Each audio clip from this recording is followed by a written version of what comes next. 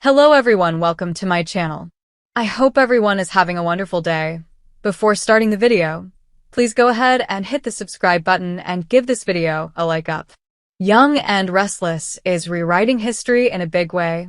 And for what? In this week's Young and Restless soapbox column, my colleague Candy groused, and understandably so, that the terrible thing that Mariah did while out of town had taken place off screen. As if viewers wouldn't want to watch actual drama unfold. But what struck me wasn't that. By now I'm used to this show avoiding excitement at every turn. It was Sharon's reassurance of her daughter. One bad act, the therapist insisted, doesn't make Mariah a bad person. Okay, but how about a whole bunch of them? I'll grant you, having a psycho like Ian Ward as a guiding force in her life would have warped anybody. But Mariah has a long history of misdeeds, from her criminal past in Portland to her deal with Victor to gaslight Sharon by pretending to be Cassie. Whether we forget it now, the show has altogether forgotten the fact that Mariah stalked ex-fiancé Tyler after cheating on him. She also terrorized his then-significant other Abby. And once Mariah got together with Tessa, she cheated on her, too. Remember Lindsay? Some of us do. For some reason, Young and Restless has also decided to whitewash Tessa's checkered past. Sharon reminded Mariah that her wife was kind and good. Is she though? Sure. She's been on the straight and narrow for a while now, but once upon a time, Tessa was hell on wheels. She didn't even need the wheels. Do we need to do a flashback to the time that, during Taraya's relationship, Tessa blackmailed Nikki into paying her $250,000 to keep from revealing evidence that she'd been involved into JT's death? These characters are supremely flawed, damaged, even. And that's okay. That makes them terrific for a soap. So why is Young and Restless trying to rewrite history and tidy up the messiness to make them both out of be saints? Soap operas, by their very nature, dance along the edges of time.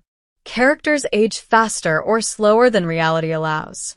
Backstories expand and contract. And long-lost secrets are forever waiting in the wings.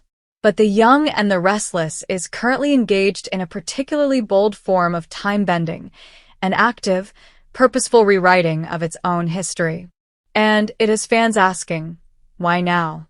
The changes aren't subtle. In fact, they're audacious. From the unexplained shifts in character motivations to events being recontextualized or outright erased, Genoa City has never felt so unfamiliar. The show seems determined to reshape decades of canon in service of new plots. But what is gained in the process? Chapter 2. The Ashley and Tucker Retcon. Let's start with Ashley Abbott. Ashley has long been portrayed as a brilliant chemist and one of the most emotionally intelligent members of the Abbott clan. Her past with Tucker McCall has always been complicated, but the current narrative implies an intensity and toxicity that seems exaggerated in hindsight. Recent episodes suggest a darker, more manipulative Ashley during her relationship with Tucker, a rewrite that jars with years of character development. Longtime fans are scratching their heads. Was this always under the surface? Or is this a new layer added to justify her recent spiral? Tucker, too, has been redefined. Once a corporate raider with complicated paternal instincts, he's suddenly a romantic antihero. A character who once destroyed Jabot is now being framed as the man who only ever wanted Ashley's love. Where is the nuance? Or is nuance the casualty of narrative convenience? Chapter 3. Claire Grace and the Sharon Paradox. Perhaps the most jarring rewrite surrounds Claire Grace and her strange insertion into Sharon's psychological history. Fans will remember Sharon's well-documented battles with bipolar disorder, trauma, and grief. But now the show is weaving Claire into Sharon's past as a figure tied to her early days in Genoa City, a move that contradicts established timelines. Is it a misstep? A continuity error? Or something more deliberate? Writers may be attempting to deepen Claire's roots in Genoa City by anchoring her to legacy characters.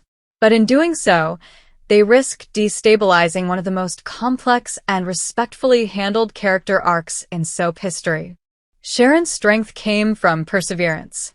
Injecting Claire into that journey post facto feels forced, if not outright disrespectful. Chapter 4. The Cost of Convenience. Rewriting history has always been a soap tool, but there was a time when it was done with finesse.